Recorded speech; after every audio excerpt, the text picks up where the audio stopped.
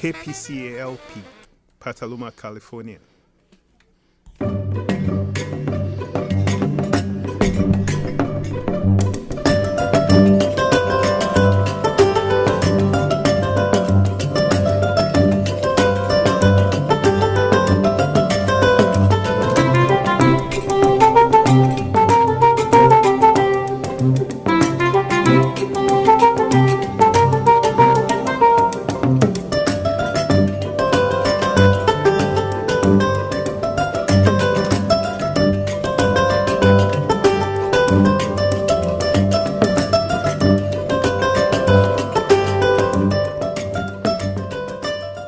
Hello, hello, hello. Hello, Petaluma and parts west and east. That's right, and north and south.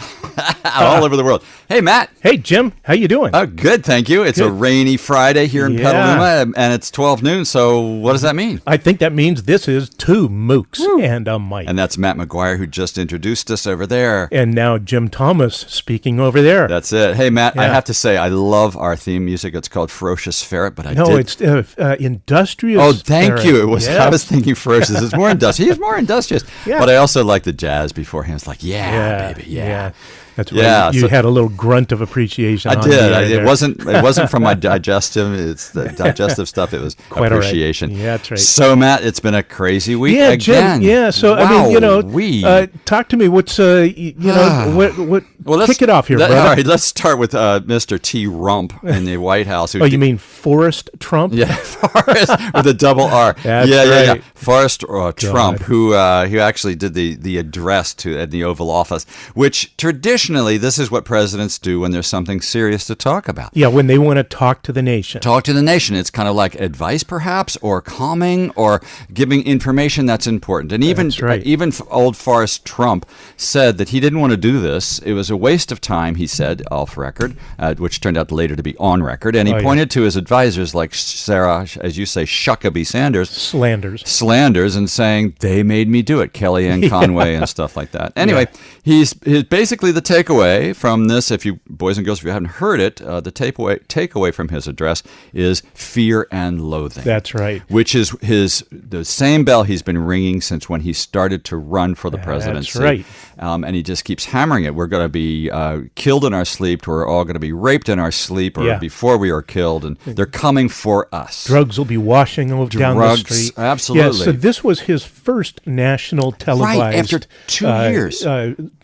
Oval Office speech, right? Right, that's right. And most presidents go in pretty soon after they were elected, when right? something important comes up. I mean, or they just want to give us kind of like set everything straight. Yeah, give us an idea of what's happening. Trump. And let's see, So this was carried by all the mainstream TV, cable and broadcast. Yeah, and this is also a controversial thing, Matt, because they're saying, why are they doing this? Because Trump is getting rid of or taking the time away from NCIS Chicago or some sort of primetime thing. Right. And they actually refused Obama when he wanted to do a speech in, 2014. He had something to say, and they basically snubbed him on that. Maybe a few. Yeah, so they actually said it. that they weren't going to broadcast his speech on immigration because this is Trump. They weren't going to broadcast Obama's when he was president because it was quote unquote too partisan. Now how here you that? have Trump, Yeah. An inveterate liar, a guy who's just a psycho, who can't see past his own ego desires, has no empathy for anybody, and suddenly sociopath. He's sociopath, and he's going to have his first national broadcast completely partisan. Because of course, what did he say, Jim? What? He was saying that there's an emergency on the southern border. That's right. And we have to have a wall. And he's also national security, and humanitarian. Well, he's right that there is a humanitarian crisis. He's of created his it. creation. Exactly. That's correct. The people that they're storing these people in cold storage areas. Yeah, in concentration camps. They're ripping children away from parents. Thousands of kids put up in tent cities for months on end. 2 children have already died. That's one right. on the day of Christmas or the day after Christmas, I believe it died. Yep. And they're just saying, well, the reason why they died, it's the fault of the parents who decided to bring them over here. Right. It's just a bunch of bullpucky. Yeah. Wow. Okay, so his big thing is a wall. This is what, as Nancy Pelosi says, is some sort of manhood thing. He wanted to have a concrete wall. It's never been proven that a concrete wall could actually be built standing by itself that high. I think he wants to go up to like 90 feet. Insane. So then he changed it to a steel wall. And then they haven't even, there's never even been sufficient testing on walls that high to see if they can withstand the wind. That's right. Wind or any other thing. So Trump says, well, it's not going to be steel. I mean, concrete's going to be steel. And then it turned out that on the prototype, the Department of Homeland Security proved that you can take a regular old saw that you buy at a hardware store and cut right through the steel. Oh, really? And there's actually a picture, you boys and girls, you can find that on the internet. Just a hacksaw? Well, it's maybe a little bit more, maybe like a power saw, and just cut right through it. And they have these big gaps where people can easily slip through. Yeah. So as Nancy Pelosi said, well, maybe it's going to be a beaded wall or a beaded curtain. But as somebody on the Facebook said, which I thought was pretty funny, give the 3.5, what does he want, 5 billion? 5.7 billion. So give 5.7 billion to the NEA, National Endowment for the Arts, and have Christo build a wall, which we had in Sonoma County. Wouldn't that be great? Be artistic.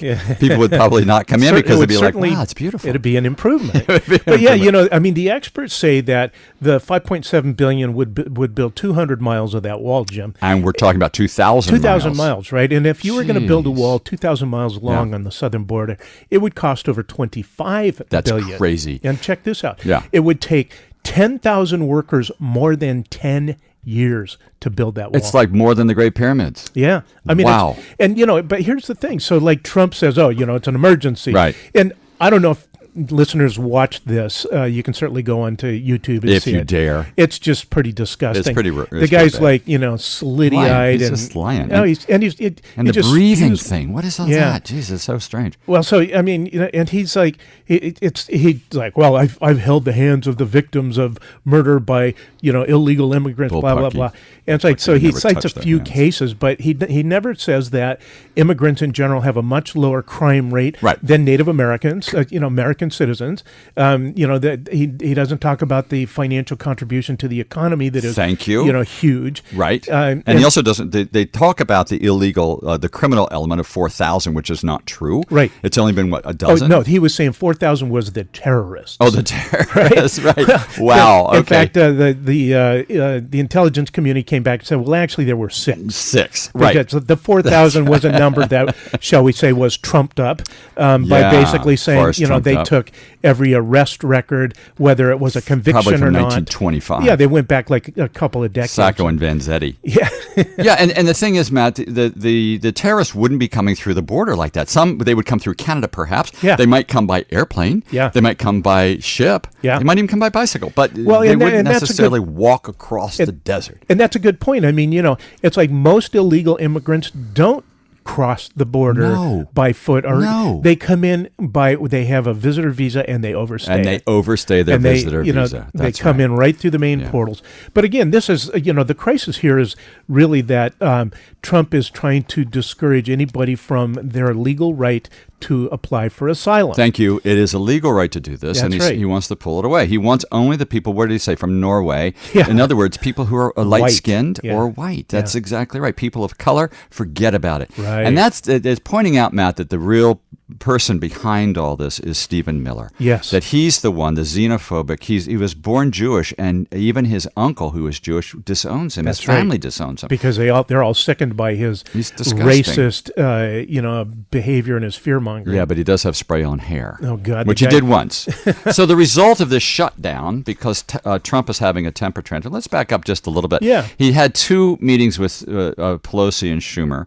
The first one was he said, I take full responsibility. It's my wall. I'll do it. Yes, the Nancy, Chuck, and Donnie show. Right, that's right. And so they said, fine. Another thing you can see on it. YouTube, folks. Yeah, if you want to. Yeah. Please don't eat beforehand. So now he's switching it over and saying the Democrats are open for for open borders, which the Democrats are saying, no, we're not. That's right. What we want to do is take that money and beef up border security. We already have intelligence like surveillance. Yep. We're using drones. Yep. We have a lot of things already in place. There's sensors in the ground. There's patrols going up and down. There we go. So the wall basically is a moot point. Plus, the whole thing with the wall, logistically, there's going to go through some property in Texas that they have to seize it by eminent domain. Yes. And so basically, a lot of that property will be ceded back to Mexico. So these ranchers who have owned this for hundreds of years, maybe one, they're going to lose their property. So ceded back to Mexico because the wall has to go straight through. So the land that was in American soil is going to now be Mexican soil as the wall goes straight across. On the Mexican side of the wall. That's right. Yes, so that's right. They will have a same. And it's true. Now that goes back into George W. Bush's regime, where he was the first president to really push and build the wall, et cetera. Yeah. And there have been hundreds of cases where the government has tried to exercise eminent domain to take over people's property down on the border, and they've been challenged in court. Uh-huh. Now, eminent domain, from my years on the city council, I can tell you that that just gets people furious. No kidding. Because to have your property taken by the government for whatever reason, it makes people furious. Now, it's one thing if it's, you need to build flood control or, something like that. But it's another thing for this specious BS of a wall for a crisis that is not there, for hordes of people who are not attacking America, no threat whatsoever. That's right. Women and children and people looking for work, looking for safety. Right, thank you. Safety, protection, yes, and basically shelter. It's exactly. One of Maslow's needs. And so, so to have to give up your land for something like that, which people down on the Texas border, the New Mexico border, they go, hey, we cross the border back and forth all the time. We live with these people. They're our neighbors. We get along with them. There is no reason whatsoever to throw up a wall. And that's what Beto O'Rourke, what he was saying when he was running for the Senate and possibly in the future the presidency. He says, where I live in South Texas, we flow back and forth between Mexico and the United States on a daily basis, regularly. Exactly. And it makes our town and our lifestyle much richer to have this whole different group of people living together in harmony. Yes, exactly. So, I mean, the whole thing, that Trump is trying to perpetrate, if you watched his speech, it was nauseating, front to back. Now, there are people like, there's a columnist, I think, in the Washington Post, Thiessen, yes. And he earned his money through Facebook or PayPal, one of the two. He's one of these venture capitalists. He's a right-wing columnist. He's a nut. And he goes, well, if you weren't a Trump hater, Trump won the debate. Nancy Pelosi and Chuck Schumer looked like they were petty. Well, they looked like they're conjoined twins, the way they were standing there behind that small podium. But otherwise. Yeah.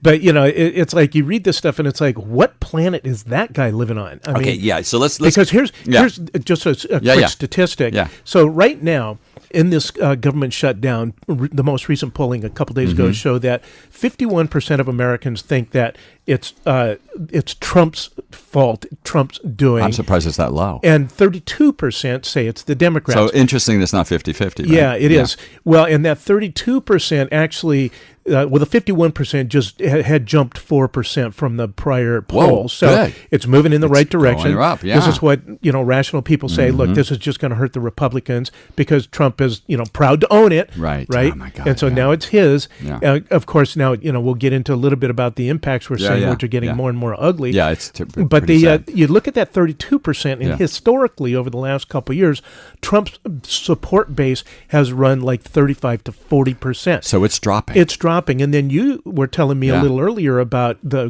most recent numbers on his favorability rating, and you said that was down to that's like 25%. 25%. Yeah, so it is dropping. People are they're actually seeing it, and I think the people who are being polled here, Matt, are the people who are directly affected by Trump. For instance, farmers who need to get loans so that they can plant their crops. This is one of the things that Chuck Schumer is saying, Mr. President, this has to stop. They cannot get FHA loans to plant because now's the time to start planting, or at least to get ready for planting. And so the sequencing is very important. It's extremely important. So Trump goes down to the wall.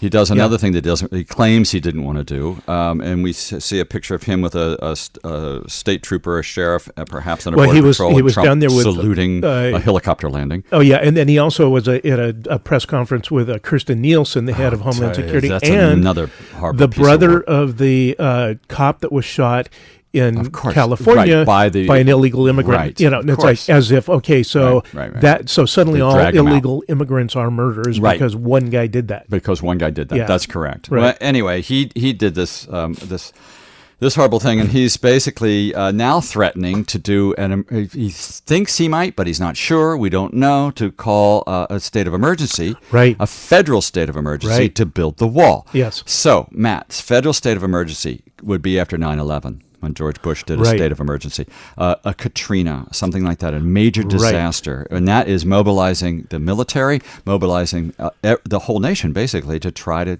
address the crisis. To solve this. Yes. There is no crisis. Yeah. There's no crisis. So people are saying that if he does that, and Jim, I think he's likely to do it. I do too. And here's why. He's going to do it because he doesn't care whether he prevails on that or not. Yeah. It'll immediately be challenged in court. That's right. And there's a clear law that says the president does not have the right to redirect monies that Congress has dictated be spent in a certain fashion. So he wanted to redirect the money to goes to the military to be used to build the wall. Also, he wants to take away money from Katrina and Puerto Rico. Exactly. And California. For fire recovery, hurricane recovery. That's right. That's right. So talk about, a triple, evil there. This guy is walking, nightmare. So go. So then.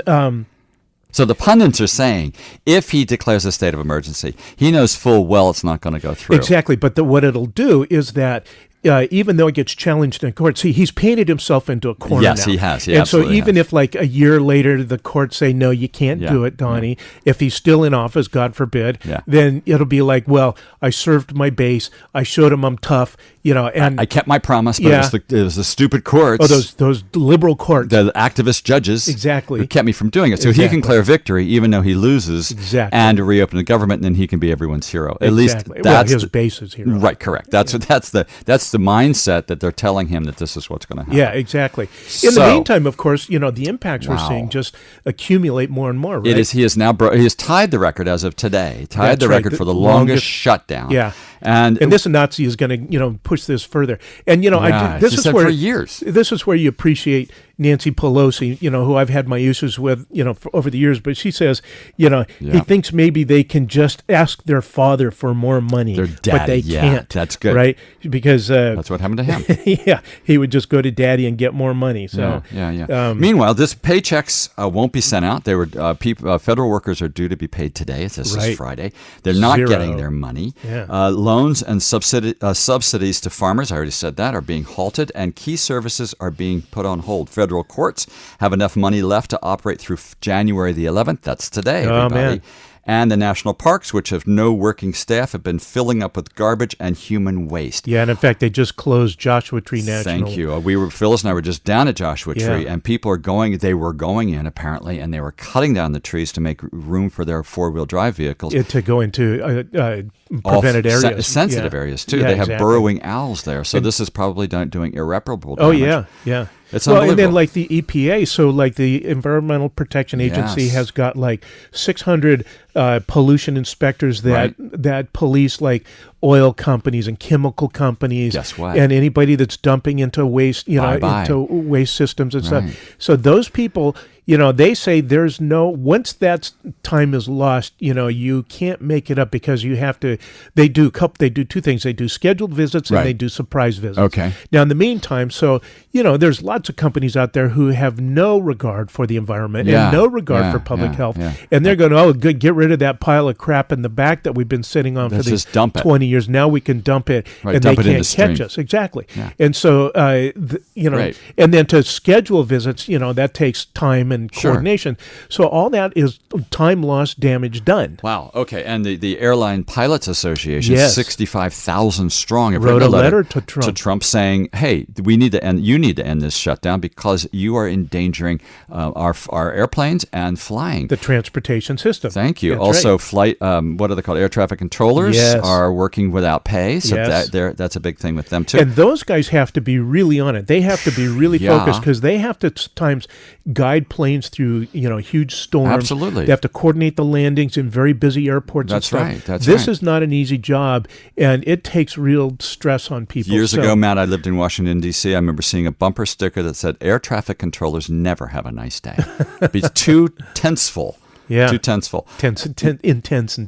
Especially ever since Ronald Reagan busted their union. Yeah, and fired them all because they're not allowed to strike. Yeah. So it's a long line of a tradition of offensive Republicans. Yes. Just this one being the worst. So another one is that's affected by this are the National Transportation Safety Board. Right. And they're the ones that investigate air crashes. There was just a little two-engine aircraft with a dog. All three of them died in north of Santa Rosa. Okay.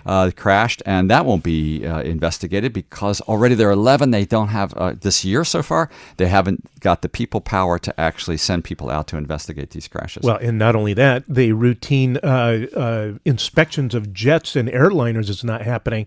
And we've seen enough accidents on those and that's when things are working. Yeah, exactly. Right. So and also inspection of food. Well, this is becoming really it's heating up to be a crisis in a hurry now. Federal workers are starting to show up in protest in front of the White House. They're protesting in the Capitol. They're in New York, Detroit, Dallas, Ogden, Utah, where there's huge the IRS, and also there's in Utah they have the huge intelligence community. Okay, good. So, and one thing we can't overlook, Matt, is this is affecting Native Americans. The Native Americans, the Bureau of Indian Affairs have furloughed more than half of its 4,490 employees, leaving many tribes without critical medical and social services supposedly guaranteed by treaties.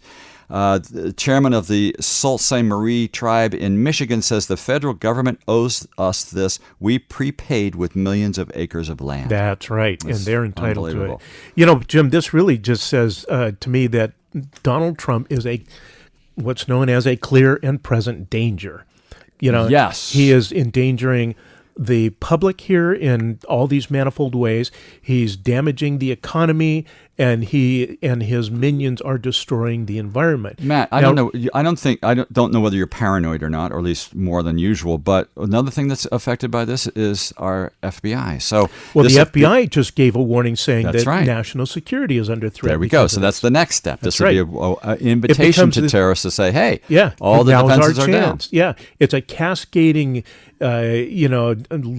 avalanche of negative impacts. And so, this I was thinking about this the other day when I went to see the new city council members sworn into, which was congratulations, that was a nice. Positive event. But, that's nice. They raise their hand and take an oath, as do all people who are elected to public office, to protect the Constitution from all enemies, foreign and domestic. So Trump did this same swearing in. He said those words things. Are there for exactly this situation. Right. We have a person who's in the top position of power in this country who is destroying our country, and it behooves all of us citizens and every single elected person in this country to treat him as a clear and present danger. As a traitor. I think he's a traitor. And he is a traitor, and worse than that, I mean, the guy's just like a cluster F-U.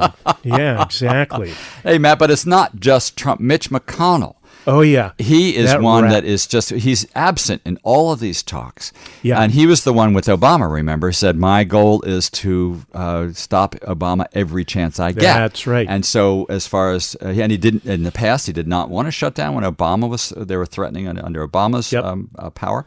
And now with Trump, he's nowhere to be seen. And he's not bringing anything to the floor for voting. Well, his last effort was, the Senate passed a bipartisan bill for temporary continuing resolution. 100-0. Yeah. and it was everybody like, voted for it. And Trump wouldn't, it's what the Democrats are proposing now, the exact same thing. And it's like, since Trump basically screwed McConnell on that by saying, no, I'm not going to agree to that, then he's like pouting in the corner. In the meantime, he's not paying the price, and Trump's not paying the price. So this is where, it behooves people to show up at the Capitol and start demonstrating. Thank you. Call your representatives. Yeah, and shut down the traffic and start, putting pressure on Congress and on Trump and the White House and all his minions and all the agency heads. Be vocal. So that, to get them off this. Yeah. I just don't see anything any other way. I'm hoping that if this goes on a couple more days, that the House will start impeachment procedures, and then peel away a couple of Republican senators who are supposedly, there's now about a half dozen Republican senators and more off the record are coming on who are saying that they don't support Trump's position on this. Right. So, and it's going to take that to get this off the dime. Yeah, and House Republicans, this is House of Representatives, I should say, not Republicans, House of Representative Democrats, they expected to quickly pass 2 bills funding the government at existing levels. Nancy Pelosi says, we are giving the Republicans the opportunity to take yes for an answer. Yeah, that was a good quote. In the meantime, McConnell says, we're all behind the president. Yeah, and he's not going to put anything on the floor of the Senate unless he knows that President Trump will sign it. Yeah, and Trump is not saying what, he gives vague, maybe dreamers this and maybe that, but he's not being specific. And then when the Senate the Senate Republicans try to put something together, he sends Pence, his little minion over there, has no power, who's got no power, but he says Trump's not going to support that. So they just throw up their hands and go, I guess we won't do anything then. Yeah, exactly. Well, Chuck Schumer says that negotiating with Trump is like negotiating with Jell-O, because he'll say one thing and then the next day he'll totally change. Yeah, nobody knows. He's mercurial, and that's not in a good sense. No, that's in the worst way. And here's one of the interesting things. Trump is always saying, "Oh, we love our veterans." About a third of these federal workers are veterans. Yeah, so walk the walk, talk the talk. Yeah. Right. No. So, and also the Coast Guard. They are also on furlough, so they're having pop-up pantries for the Coast Guard, who are not part of the military. They're part of the Treasury Department, so that's why they're not getting paid. Yeah. But the pop-up groceries are to give them free food. They need this. That's pretty pathetic. It's it's a sad state of affairs. We're supposedly like one of the wealthiest countries in the world, and we can't even take care of our own. Yeah, exactly. It's embarrassing, Matt. It's embarrassing. Well, it is. I mean, it's a shameful thing. And then you look around at the foreign policy. So Pompous Pompeo gives a speech in Egypt and says, "Oh, this, the Middle East is all Obama's fault. We need to be tough, blah blah blah." And he's over there supposedly, trying to reassure our allies, usually the most fascist ones. Right. In the meantime, John Bolton, the Secretary of State, was just went to meet Erdogan, the head of Turkey, and Erdogan wouldn't meet with him. Oh, I didn't know that. And basically said, "Oh, now, we're not committing to not slaughtering the Kurds when you're out of here." Because that was one of the things that Bolton said. Oh, yeah, we're not going to withdraw our troops after all. We're going to stay. We're going to fight ISIS, and we want you to give assurances that you will not attack the Kurds. And Erdogan said, "No, I won't do that." Wow. So it was basically a total slap in Bolton's face. So they said that they're not going to withdraw the troops after all, and now, as of today, they're starting to withdraw troops. Well, but now they're going to do it in 120 days instead of a month. Yeah, but still, even today they're leaving. Yeah, it's like and all the people that. We have some good allies and we have some bad allies. Yes, and we always seem to cozy up to the bad allies. Exactly. Matt, I want to be perfectly clear. Saudi Arabia, Israel. Right. I don't think you and I, either one of us, are for having our troops be in harm's way and fighting in other countries. I personally don't. No. I think that withdrawing these troops is probably a good idea, but not the way they're doing it. Exactly. Well, and here's the thing. So, we've been at war since 2001. We are currently at war in 9 countries around the world. Wow. This is according to an NBC analyst and reporter and author who just quit in a furious, slam on the mainstream media. Yeah, good. A vision of clarity. Yeah, and basically, let me find this here. Well, so people who are now fighting in these wars weren't even born when all these wars started. Yeah, and so basically, I've lost my notes here, but we'll come back to it. Yeah, we'll come back to it. So and so what is the rest of the world supposed to think? They're going to see that there's a madman in the most powerful position in the world, basically. A madman also weak that people, the dictators know how to play him. Yes. They know how to get what they want. They just appease him. The whole thing, remember when he went to Saudi Arabia and he put his hand on the glowing orb and did the sword dance? I mean, they use pomp and circumstance to impress him, and he just falls for it. And especially if it's militaristic. So here it is. His name is William Arkin. And he's been a long-time NBC reporter, author, and analyst. I think he spent time, working for the CIA back in the day. But he slammed the mainstream media reporting for promoting endless war.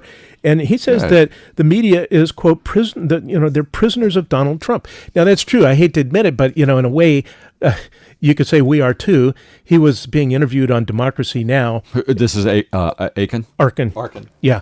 And Amy Goodman said, he's going, even you guys are talking about Trump. And Amy Goodman made the very salient point that, but it's important that people know what's really going on. That's true. Because the mainstream media, just like we saw when they aired his national speech, they're just enabling the guy. Yes, they all agreed to air that stupid speech. Yeah. Even though Trump himself said it's a waste of time. Yeah, and he got mileage out of it because every time you tell a lie, 1 minute of lies takes 5 minutes of response to educate people and set the record straight. That's right. So any press, good or bad, is still good press. Yeah, basically. And so Arkin is saying that since 9/11, there's no more non-government experts being, pundits on broadcast and cable TV. He says you don't see professors, you don't see peace activists, you don't see opposition people from nonprofit organizations. It's all retired generals. Wow. And, except on MSNBC, there's some. But there's some. But I miss Cornel West, for instance. He was a wonderful pundit. Yeah. When's the last time you saw him? I'm just thinking about it. I haven't seen him in a long time. Exactly. And so and he's saying that the mainstream media just keeps focusing on the immediate issues. That's right. The tweet du jour, whatever. The 24-hour news cycle is getting quicker and quicker, isn't it? And so they're basically neglecting deeper investigations. Yeah. And he says this really is, indicative of the growth of internal militarization, increasing fascism, which you and I tend to agree with, right? Yeah. The Homeland Security growth. He cited, did you know that Amazon is one of the biggest defense contractors in the country? What? Amazon. I didn't know that. Get rid of your Prime, folks. Man. But what about my TV shows? What about my free package shipping? It keeps you docile. Yeah, happy and f upped. So, but you remember we've reported on the fact that Amazon was selling face recognition software. Yes, that's correct. And people got all up and outraged on that because their knickers in a twist. Well, and partly because it's highly inaccurate where it comes to anybody other than white males. Well, how about, remember they were the ones that were really criticized because, or it was Google that also was doing the same thing. Yes. They were saying African-Americans, that these are African-American people when they showed pictures of monkeys and gorillas. Well, and then that was horrible. There was something like 40 members of Congress were identified as, amongst these wanted criminals, and they were all people of color. But that's, except for the last part, I would say that's pretty accurate, except for the people of color part. They got the wrong ones. Yeah, they sure did. But, wow, Amazon Matt. is one of the biggest defense contractors. We all know Raytheon and... right, the defense contractors. Yeah, all but those. Amazon with their free package shipping and now they're one of the biggest companies in the world. They're bigger. Movies. They have more money than, many of the countries in the world. Right? Yeah, and Jeff Bezos is getting in trouble now because his mistress is sending pictures. Apparently he's been sexting people and the pictures are alive on the internet. So there we go. Yeah. Maybe it's just as He's creepy looking. He's not quite as creepy looking as Miller. Stephen Miller. Stephen Miller, or Sarah Huckabee Sanders. Don't forget that that Bezos also owns the Washington Post, and that's right. That's at least a good thing. He's hands off. To his credit, he's kept his hands off of that. But people in the industry know that the most efficient, effective form of censorship is self-censorship. I did not know that. Yep. That's why we don't curse and swear on this radio program, Matt. We self-censor. Well, except you curse and swear. I did and once. I just go beep, and so I censor you.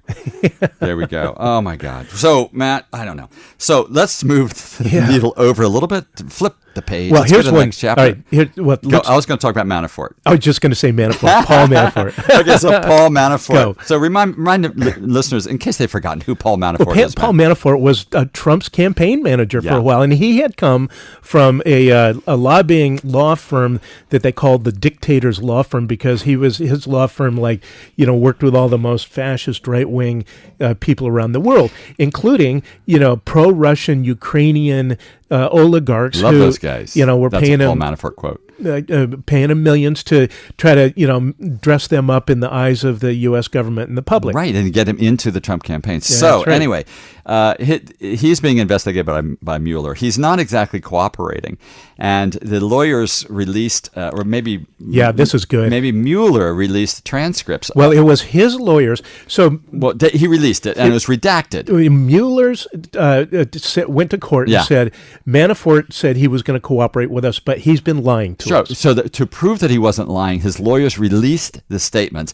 But they released them to the court. They submitted them to the court. And they said, here's documents that show that Manafort wasn't lying. Telling the truth. But it turns out that they didn't quite redact all the stuff that they thought they had. They did redact everything, but apparently if you took that Word document and cut and pasted into a new Word document, the redaction disappeared.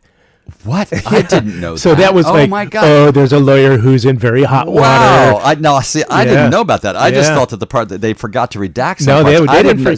So in other words, the black bars came off, and you saw exactly what you got some good reporters out there who were smart, and they saw that. And so what it said was that Manafort provided during the campaign, when Trump said he had nothing to do with Russia, no collusion, he provided a Russian oligarch with polling data information to the Russians. And people at first thought, well, what's good is that? But then other people were saying, wait a minute, if they have polling data, then they will be able to figure out their vulnerabilities and direct their cyber attacks. Exactly, which were going on at that exact time. So they could focus their cyber attacks and their fake news, the true fake news, with the help of Paul Manafort. Guess what that's called, Matt? I'd say that's collusion and conspiracy. That's right. So collusion. Yeah.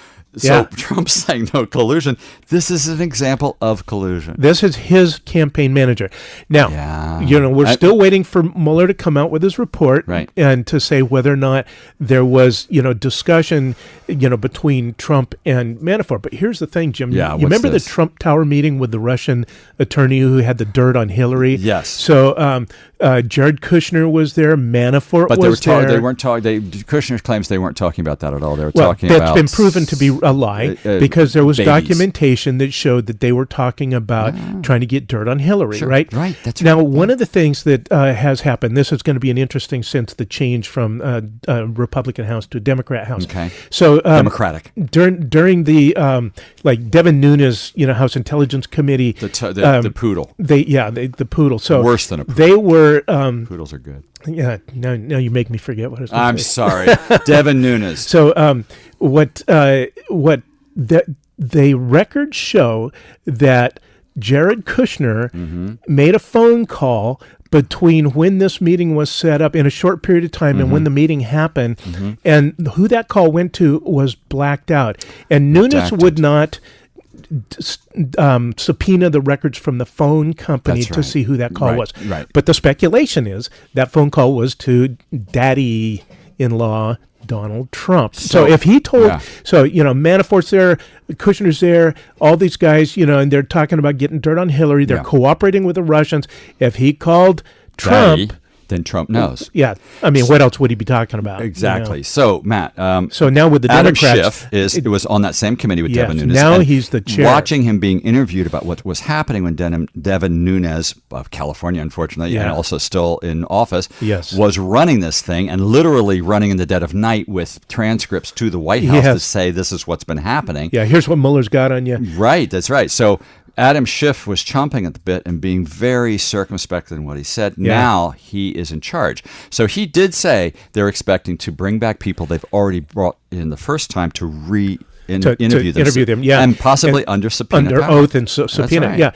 Yeah, I just read a great article about Adam Schiff in the New Yorker. Like this guy, and he's a no BS, low key kind of guy. Low key. Maybe similar to Mueller in this way, in that he's not a grandstander, but he doesn't get excited. He's been a prosecutor in the past. He knows to let the facts lead the investigation, right? Not the politics that Nunes was always the slave to. Right? Nunes was like hair on fire, pants on fire. Let's run in. Exactly. So anyway, this is what's happening with Manafort. Stay tuned, because I think things are going to get much more exciting. Yeah.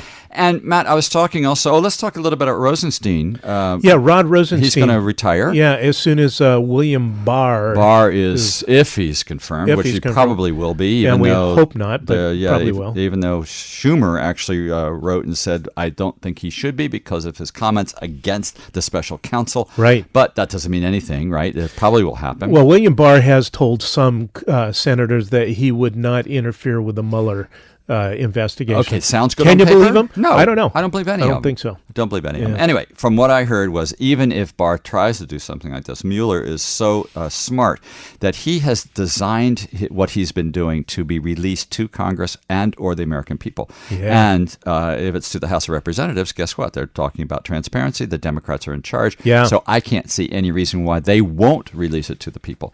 So Mueller is basically protecting all his work, so it won't just be swept under the rug as Devin Nunes and the rest of the Republicans would want to have happen. Yeah. Which is good. Yeah. So it's something to cheer about. That is very good. Lurking in the background here, of course, is the Supreme Court, right? Yes. And of course, now we have Brett Kavanaugh on the Supreme Court. And I just want to say that this is unfortunate. If you watched the hearings for his Supreme Court appointment, his job interview, basically. Yeah, it was pretty disgusting how nasty he was. He was awful. How he treated Klobuchar, Christine Blasey Ford. Yes. And Klobuchar. Do you drink beer? And exactly. I mean, he was rude and evasive. Yeah. But before that, for the years that he'd been a circuit court judge, there were many ethical conduct complaints filed against him. 83 of them. Whoa. 83. Yeah. Whoa. And so that should be alone for things like disbarment, perjury. Whoa. Behavior as a misbehavior as a district judge. Different things like that. Wow. So that's not good. This really. There's something called the Judicial Conduct and Disability Act, and so. One person, an attorney, was bringing complaint and filing suit, and so it went to the Supreme Court, and Chief Justice Roberts sent it to the 10th District Court to have the hearing on this, and basically at least the first batch, and then they just came out with a ruling that said, well, these are very serious charges. Right, 83. But there's been an intervening event, which means that we no longer have jurisdiction because now he's on the Supreme Court. Oh, come on. So now they have no jurisdiction, which means they can't follow through. That's what they said. Now, this is like one of the most weaselly, rulings you'll ever find, Jim, because basically it was like, okay, is the 10th Circuit Court going to defend one of their own, or are they going to defend the integrity of the court system? Well, it seems like they're defending their own.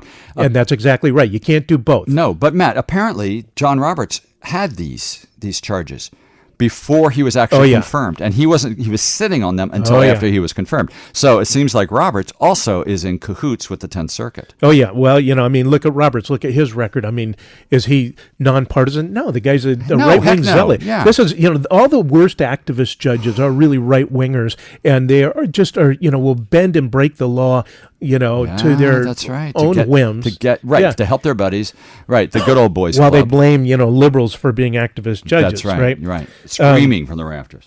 So, but the 10th Circuit Court ended up making no findings. I'm astounded. But, I think they felt guilty about it because they did post the charges on their website, which is unusual. Now, they redacted the complaint, the plaintiffs' names. Who complained against them. Yeah, exactly. Kavanaugh, yeah. But they did post that. Good. And so they said, well, the complaints are no longer appropriate for consideration under the Act.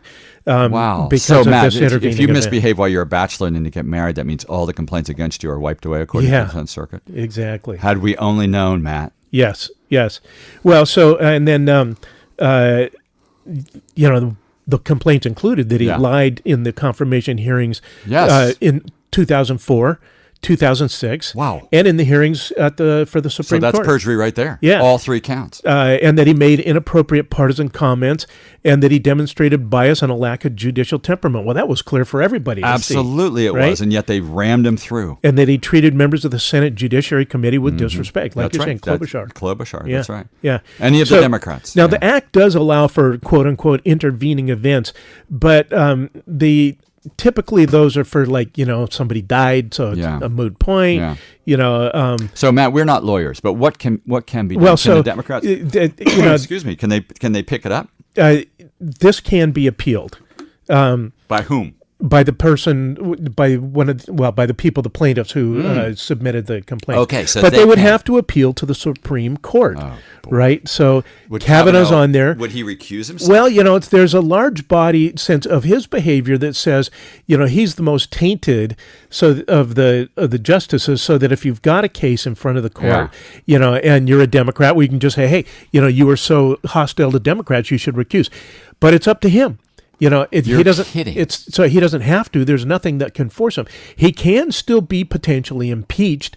Maybe in 2020 when we take the Senate back. That's right. But it'll have to be the entire House and Senate. It's like 3/4 of 3/5 of the Senate, or 3/5 of the House and 100% of the Senate. I mean, the fact that the 10th Circuit Court ruled this way does not make the complaints moot.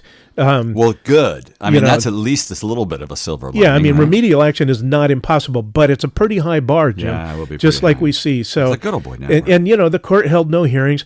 But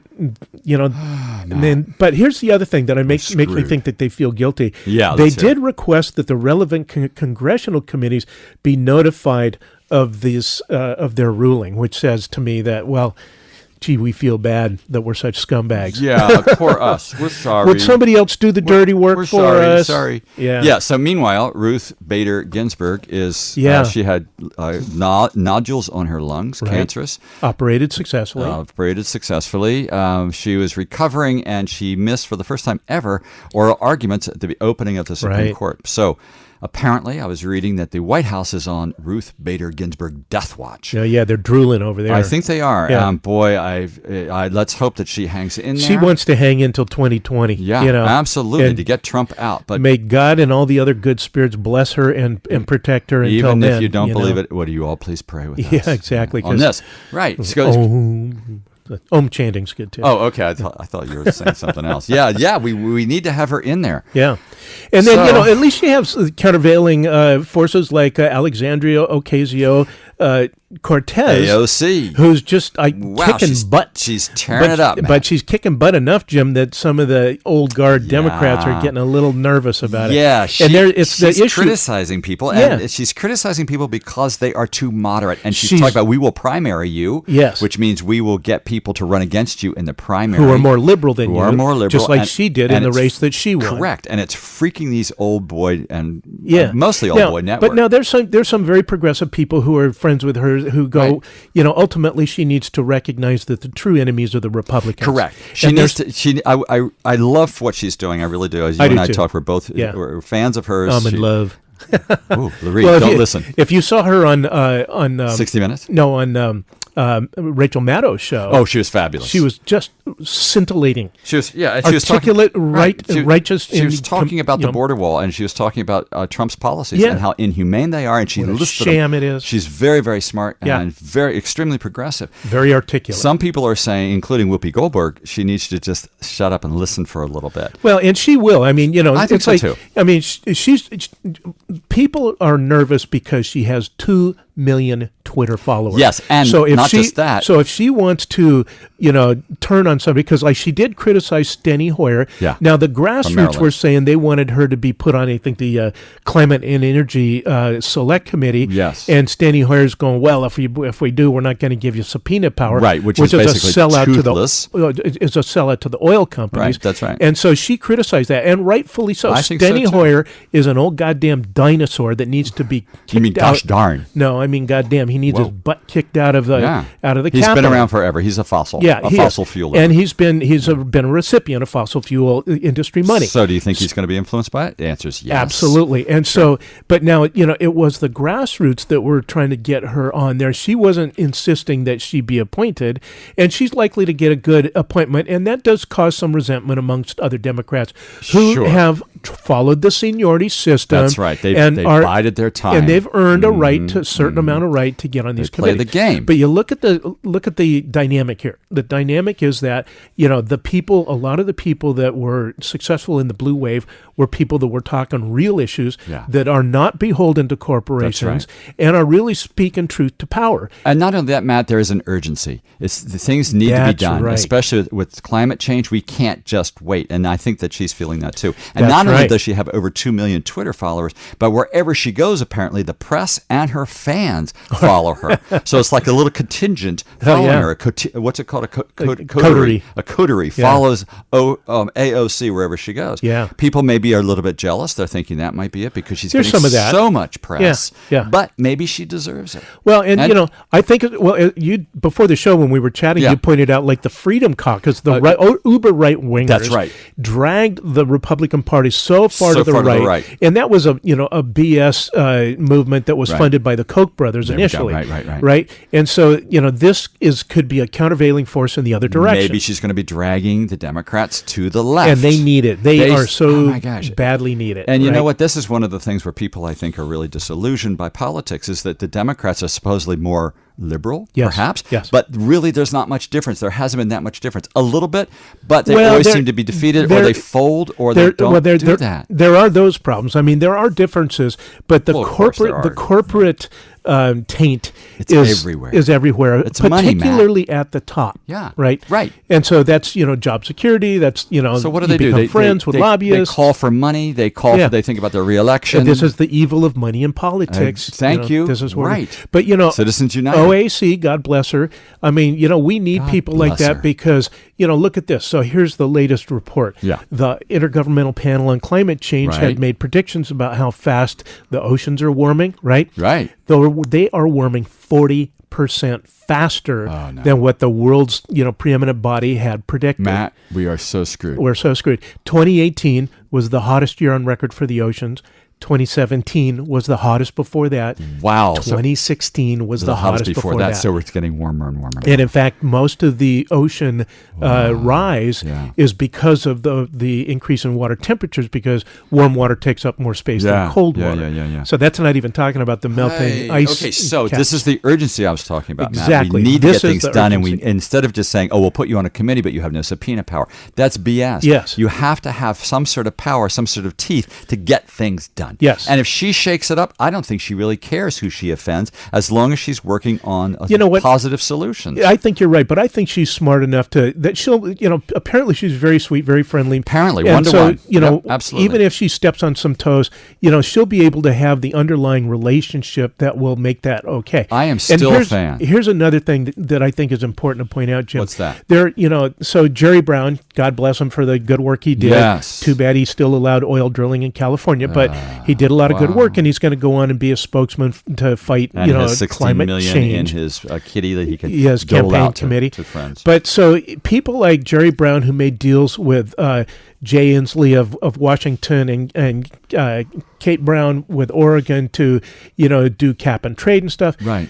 Here's a nice ruling that just happened. What's that? The attorney generals of Massachusetts and New York are suing ExxonMobil because they're saying, they're going after ExxonMobil for being frauds because they basically knew that their activities were destroying the environment, and they didn't tell investors about it. Now, it's ironic that they're going after them because they lied to investors when the real damage is to the populace and the environment. Right, and not just the people populace, but also the world life forms. Exactly. But the Supreme Court just ruled that Exxon tried to get that case thrown out, saying Massachusetts and New York didn't have standing, and the Supreme Court said, oh, yes, they do. Because they have it's physical presence in both of those states. So that's right. Why they can. And it looks like those two states can win their case. Good. So what this means now is that they are going to be able to subpoena all of ExxonMobil's records.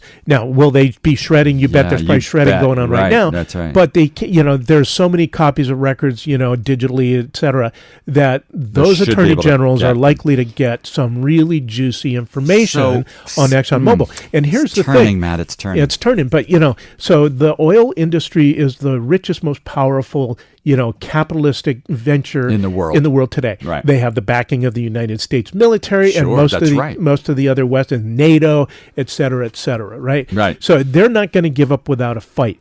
But there are people that are stepping up and fighting the fight, and they're not just Greenpeace, but these attorney generals and things, and Jerry Brown and the governors of Oregon and Washington, and even China, has made deals with the 3 West Coast states, et cetera. Excellent. Good. So there are efforts going on, and you never know which one is going to knock down the bully. So Matt, this is great. Because last week we kind of left our listeners on this little sad note. So it's nice to have something a little bit nice about this. Things are progressing in a positive way. And I always say, this is what I always say too, Jim. Yeah. So we track what's going on politically, socially, as environmentally. hard as it is to talk about. Yeah, and I think we're pretty astute in our knowledge here, but there's always the X factor, as I like to call it. There's no way you can predict what you can't see coming over the horizon. That's correct. Right? There's so many variables. Yeah, and it's like whoever thought a black guy named Barack Obama would be president? No kidding. Right? That's right. At that time. That's absolutely true. Whoever knew that Chevy would be building great little electric cars. That's right. Yeah. And so these it's a we got to amelioration, Matt. Things are getting better. Throwing the pebbles on the pile until we overcome the things that are out to destroy the world. I like that. Yeah. Okay, so real quickly, 39% of Americans think that President Trump should be impeached in 2019. 39%. That's all, yes. While 20% want Trump to be formally censured by Congress. I kind of like that too. Yeah. 41% say no action should be taken against Trump. So 39 to 41. So 41 says no, but this is last week. Okay. 54% of voters do not want a wall on the Mexican border and think that it will not improve border security,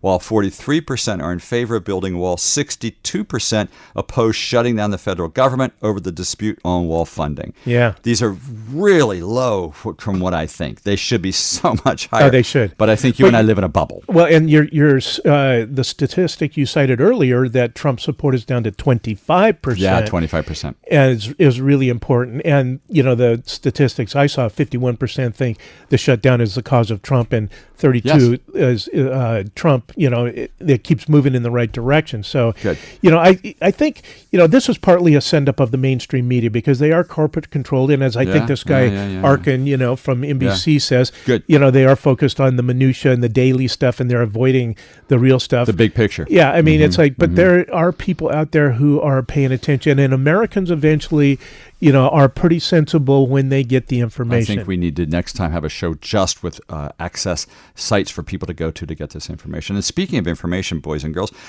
tomorrow, Saturday, January 12th, from 11 a.m. to 3 p.m., the Petaluma Water Street Public Art is having a community event. If you're interested in the bathtubs on sticks, pro or con, the Petaluma Public Art Committee is hosting a community event on Water Street for public review of commissioned artist Brian Goggins' A Fine Balance. And what they're going to do is they're going to have quote-unquote story polls. Now, story polls are usually polls that show how high and where something is. But I'm told by one of the people in the commission that they're only going to do that temporarily. They're going to hold up these sticks with a representation of the bathtub and move them from down in the 5 locations that they're going to be. So it won't be a full representation, but it'll give you a better idea. It'll give you something, right? And if you can show up with your wearing a bathtub. Wear your bathrobe. Yeah. And Jim, one other good note I'd like to point out is that there's going to be a women's march right here in town. Good. When is that? It's the 19th, so it's a week from Saturday. A week from tomorrow. Right.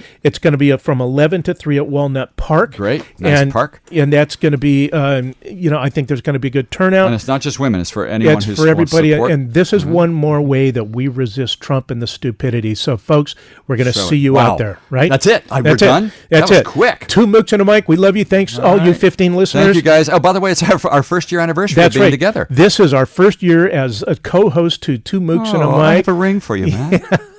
I do. Happy anniversary. Happy anniversary. Happy anniversary. Happy anniversary.